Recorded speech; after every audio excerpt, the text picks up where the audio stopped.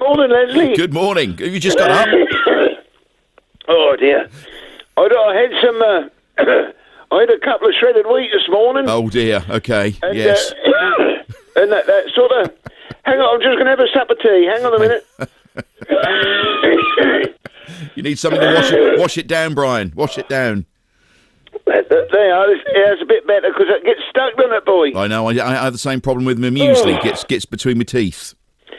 Yeah, that's right. But I always seem to hang a bit, and it don't matter how many sups of tea you have, I still sit there, don't it? Irritating, you know. It's dry old stuff, isn't it? Oh, yeah, it's been hot again, isn't it, boy? It has. And I'll tell you what, Brian.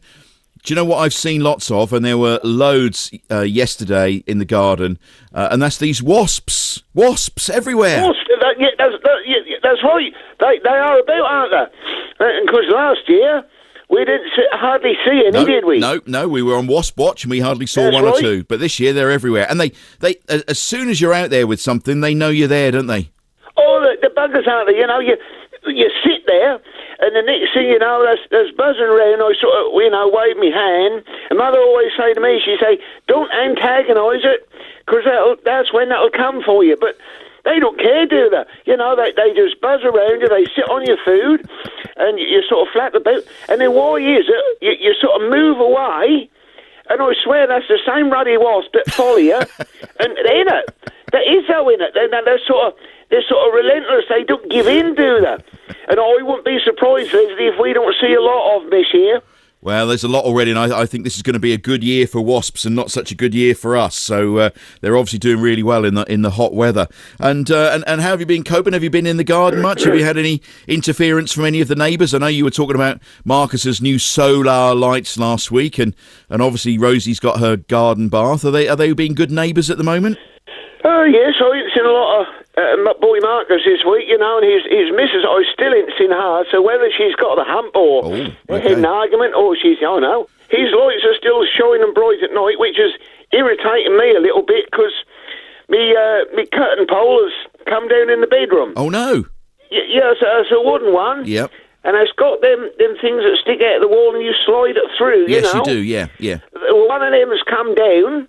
And so, of course, then the whole thing come apart, don't it? Or, it's on the wonk. And so the trouble is now, because I had to take that down while I go out and try and find I don't know if you still get them, can you, Leslie? Well, I think you can get wooden ones. Wooden ones, yeah. There are a few places. I shall have to go and get a new one, because now at night, because I didn't get the curtains up, then, of course, his lights out the back sort of coming through. And what colour is it, Brian? And, I'm sort of getting up at the silly o'clock. But, Brian, I ain't really seen a lot of him. What sort of colour curtain pole do you want? Well, the one I got is a wooden one. Okay, yeah. So it looked like wood, does it? No, that is wood, because what it's got three things that go on the wall. Yeah, what size is it? Huh? What size is it? I don't know what size it is. I suppose that must be, I don't know, inch and a half, I suppose.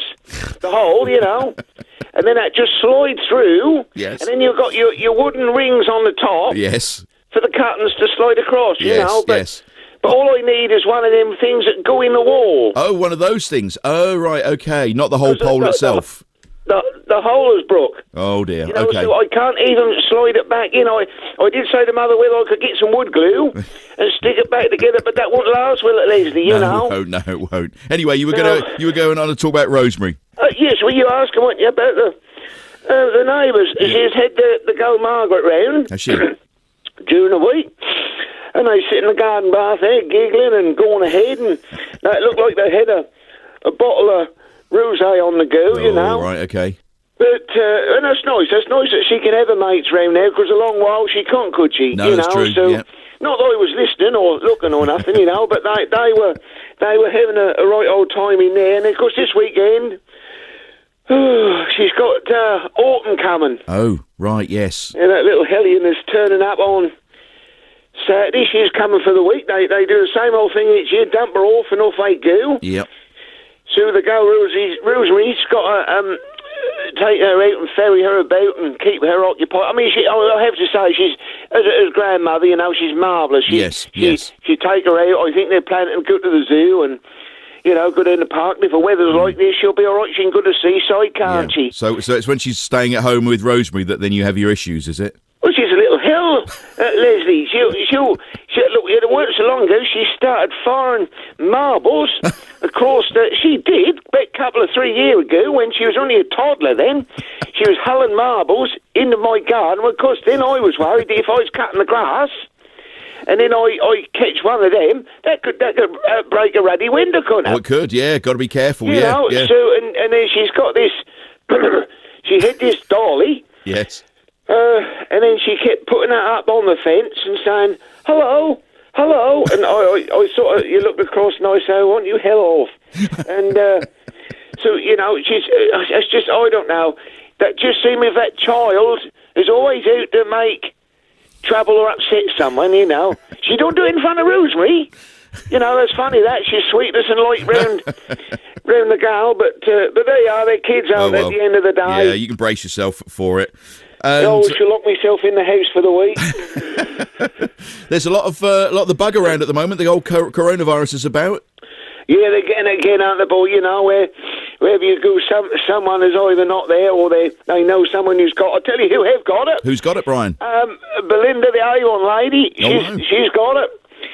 And because I put in an order with her a couple of weeks ago, and so I'm hoping she'll be able to get my stuff to me because I'm running out of my smellies and that. I had them for they're good stuff, you see, because what I find is a lot of this cheap old muck, if you buy that and you squat it and all that lot, that don't last, do it? No. And you start sweating and going ahead. You want something that's going to sort of protect you, don't you? And then I do like a nice drop of talc when I get out the bath. You sort of mother tell me that years ago. She say when you're dried off, let yourself dry proper, because otherwise that go marshy, don't it? Yeah, it does. Yes. If you put the old talc on wet skin, that turn into sort of paste, don't it? We don't want that, do we? No. Huh? We don't want that, do we? No. So I sort of wait until I'm dried off, and then I put that on, and of course, then the upside of that is that make your bed sheet smell nice, doesn't it? Very nice too, Brian. Yeah, very nice. That sort of do two jobs at once. Yes. So I'm hoping she'll be back on the mend soon. Get well soon, Belinda. Yes. Huh? I said, get well soon, Belinda. That's right. She's a lovely little old party. She is. Your missus has finished, isn't she? She's gone, yeah. She's retired. Yeah, that's right. I listened in on, day was that? Thursday. What day was that now? Thursday. Yeah. And yeah, she saw that was a dodgy good programme, wasn't it? But can you tell me something, Leslie? I'll do my best. That she had she had lots of people on there, didn't she? But she did. She had this old gal on there.